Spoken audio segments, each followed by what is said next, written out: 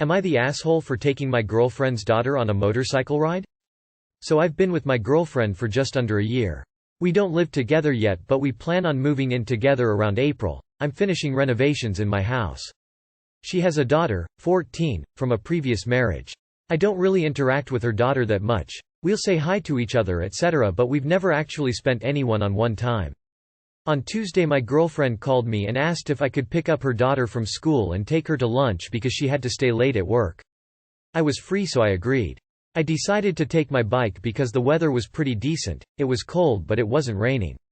So after I picked her daughter up we went for some kebabs and afterwards her daughter asked me if she could ride around with me for a bit before I take her home. I didn't know she was into motorcycles so I thought that this might be my opportunity to bond with her. So we drove around on some countryside roads for about an hour and then I dropped her off. That same evening my girlfriend called me and she was furious that I picked her daughter up from school on my bike. I told her that she never said I couldn't use my bike. We had a small argument and she called me selfish and irresponsible. But I still think I didn't do anything wrong. Am I the asshole here? Fellow motorcyclist. I'd never take a minor as a passenger without checking. It is a good bonding opportunity, but you may have ruined it. You are the asshole. You are the asshole. A motorcycle is much different from a car ride. Info. Did you have appropriate gear for her? Helmet, boots, thick pants, thick jacket? No matter how good of a driver you are, there's thousands of cars on the road that could fuck up and get you hurt. Bikes offer no protection. You are the asshole, mildly. Your heart was in the right place and she could have specified for clarity. But I think it's common sense to not pick up a kid on a motorcycle. They are dangerous at the best of times. She probably didn't say anything because she thought she didn't have to. I watched my friend die on the road from a motorcycle accident that wasn't his fault. He was literally going the speed limit, wearing a helmet and a jacket. I'll grant you that I'm triggered. Haven't been a passenger on a bike since. Drive safely. I still don't think I did anything wrong. Ah, the anthem of assholes. You are the asshole. You aren't her parent. You should have checked with your girlfriend first, obviously. You are the asshole. Motorcycles are objectively less safe than many other modes of transportation. You should have had explicit permission to put her on a motorbike. Am I the asshole for telling my son why his uncle smells bad? My husband's brother is a smoker. He came over this afternoon. We don't allow smoking in our home, but he still smelled like tobacco, and it was foul. He was probably smoking in his car on the way to our house for it to be that strong. I got home with my son, and my husband and his brother were talking in the living room. My son went up to them, but when my husband's brother tried to give him a hug he backed up and asked, "Why do you stink?" My husband's brother looked really flustered and didn't answer. I told my son, "That smell is tobacco smoke." He said it smelled really bad. My husband said, "Okay, it's not nice to tell people they smell bad." He asked to go play in his room, and I said he could. My husband gave me a look and said his brother wanted to visit with our son. I shrugged, because I didn't really have a nice response. My husband's brother was awkward after that, so I went to our room so they could keep chatting. Afterwards, my husband said I wasn't nice to his brother and should have told our son that asking people why they smell isn't nice, instead of blaming his brother for the smell, and that I should have encouraged him to stay and visit with his uncle. I said that the smell is his fault though, and we always try to be honest with our son instead of brushing him off and give him autonomy. We talked about it for a bit, and we didn't really reach an accord. He thinks I was an asshole to his brother because I hate smoking. I think I was as considerate as I could reasonably have been expected to be. Not the asshole. The smell of smoke is gross. Everyone is allowed their vices, but I'm allowed to tell them that their vices stink. Also, ex-smoker here. Tobacco stinks. Weed isn't much better, to be honest. Not the asshole. Smokers stink. I have vivid memories from my childhood of my dad coming in from the garden. Mum wouldn't let him smoke inside, and my sister and I would both hold our breath whilst he walked through the room. I've also, briefly, had a smoker boyfriend. I used to not be able to sleep well because of his smell. Also, you weren't rude. You said, "The smell is tobacco smoke," which is true. You didn't say, "Oh, he's a nasty filthy smoker, dirty man, bad man, smelly man." You were just telling the truth. If you are a smoker and reading this, do you? I don't care that you smoke, it's fine. But also please accept that some people are more sensitive to smell than others, and yeah, it's gross to some people. Not the asshole. If the uncle is going to smoke, he can live with the consequences.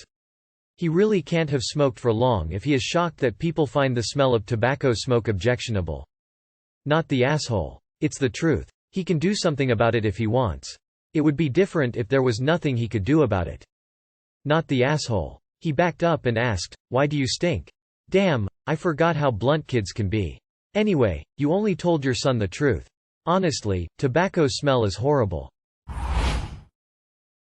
Am I the asshole for not giving my late husband's belongings to my in-laws?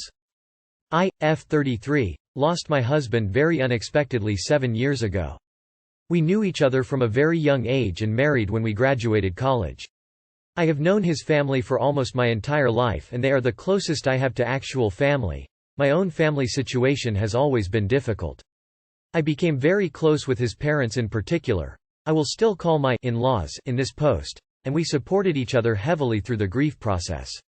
We didn't have children before he passed, but we were trying. I still miss my husband every day. I began slowly dating again 4 years ago, mostly casual dates and nothing serious. In-laws were broadly supportive. I told them I was ready to date and they said okay, but didn't want to know the details. I only ever spoke about my dating life vaguely and infrequently to them. Around the same time, I got a big promotion and began to spend a couple months a year in Paris for work, pandemic permitting. Then 1 year ago, I met Armand, M38, and started my first serious relationship since being widowed. Given Armand lives in Paris, our relationship is based there, and while we have traveled quite a lot together, we haven't been to the US together yet. He hasn't met my in-laws, but I have told them I am dating someone. Around Christmas, we found out I was pregnant. This was a total surprise as we weren't trying. We have since decided that I will move to France permanently instead of splitting my time between the US and France, so that we can raise a family together. It isn't really possible for Armand to move to the US. He works in the art industry and his studio and backers are all Europe-based. I told my in-laws and they were deeply upset. They said I was depriving them of their only opportunity to have a grandchild. My husband was an only child. They then accused me of moving on too quickly and not loving my husband. In the end, we had a huge argument and they have demanded that I leave all my husband's belongings from our apartment, his clothes, personal effects, etc., to them when I moved to Paris. They also demanded my engagement ring, which is a family heirloom. They said they should have these because while I have moved on, he will never stop being their son. I said no, these things are all treasured memories from my life with him that I never want to forget. They have threatened legal action to recover the ring in particular. I'm not sure they have a proper legal right. But I can see the hurt I'm causing them with my choices, and maybe giving them what they ask for, they will be able to have closure. Am I the asshole for continuing to refuse? And #X200B. Edit 1. In response to comments. After the funeral, I already gave many of my husband's possessions to my in-laws. What I kept were some clothes that reminded me of happy times. Things with his handwriting on it, memories from trips, etc. I want to keep these. It's not like I will be lugging a huge amount of things to Paris. I don't think it's unreasonable that I keep these. They're memories we made, not with his parents. The ring is trickier. But it is the biggest reminder to me of the relationship we once had. It really breaks my heart to give it away. Edit 2. Wow, I really didn't expect to wake up and see so many comments. Thank you all who shared their thoughts. A few clarificatory points in response to messages I've received, both posts below and DMs. A poster below pointed out it was worth clarifying that I don't have a separate wedding band.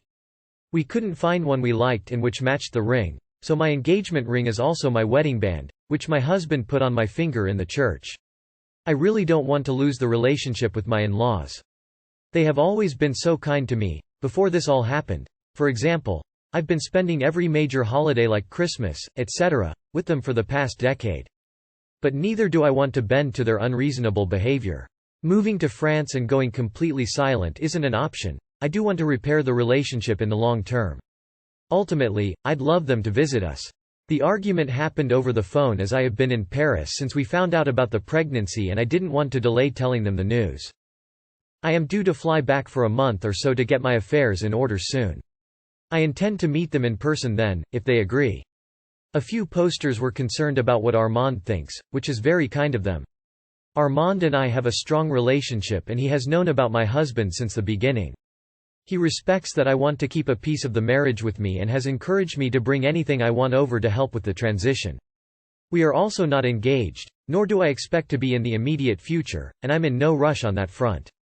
We're comfortable as we are. Finally, there were some concerns over if I use the ring. I do wear the ring frequently and it's the only ring I wear with any regularity. Someone also suggested that I might need to sell the ring in the future for the benefit of my new family. Without going into detail, both Armand and I earn more than enough for this to never be a necessity or an option. Not the asshole. You didn't divorce your husband, he passed away. The person you chose to spend your life with, and that was taken from you way too soon. He was taken from them too soon as well. Personally, I would try to find a compromise, which may be giving them the ring and you keeping the rest, or finding a couple things of sentimental value and giving them those. But ultimately, this was your husband, these are your memories with him, and you will never stop loving him just because you have found someone else to love as well. I'm so sorry for your loss, and wish you all the best in your new chapter.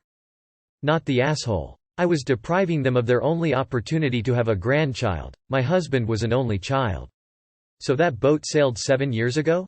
Not the asshole. I can sort of understand the engagement ring, since it was a family heirloom, but because you are now happy again doesn't mean you've forgotten your husband or don't love him. But he is gone, and if he was a good person, he would like to see you happy again. The only ones depriving, then of a grandchild are they themselves, as you seem more than willing to keep them in your life. Not the asshole. You were part of their son's living memory. The ring is just pettiness. Not the asshole here. But do you really want to haul your late husband's stuff to Paris? Let them have his clothes, but keep the things that actually mean something to you. Maybe that's the ring, some pictures, and mementos. Armando and you will be navigating a life together, combining your households, etc. They then accused me of moving on too quickly and not loving my husband. We all know this isn't true. They are just I'm shocked, and, I'm sure, wrapping their head around you having a baby with someone who is not their son. Congratulations and good luck, oxygen monophosphide. Am I the asshole for implying her relationship wouldn't last? My fiancé and I are both nurses. His little brother is starting medical school in the fall. We're very proud of him, of course, but his girlfriend is becoming insufferable. She acts like he is already a doctor, has a bunch of money, and she's already spending it in her mind. Recently I was showing them pictures of our wedding venue, and she said she would want a different venue in our area. The one she wants is very expensive. She then said she understood why we didn't go with it. Basically she implied she'll have a lot more to spend on her wedding. They aren't engaged, by the way. I pointed out her preferred venue is pretty expensive. She said since her boyfriend will be a doctor, they'll be able to afford it. I said medical school is expensive, you don't make much your first few years, and only certain specialties make the big bucks. She said her boyfriend will be one of the ones making a lot of money because he'll be top of his class. He interjected to say it doesn't quite work that way and he's planning on becoming a pediatrician. On average, pediatricians tend to be the lowest compensated specialty. She asked how much pediatricians make compared to a surgeon, and my fiancé said surgeons make more than twice as much but, also are more than twice as likely to be assholes, which he and his brother laughed about. She was put out and asked why her boyfriend wanted to be a pediatrician. He said it was something he's always been passionate about.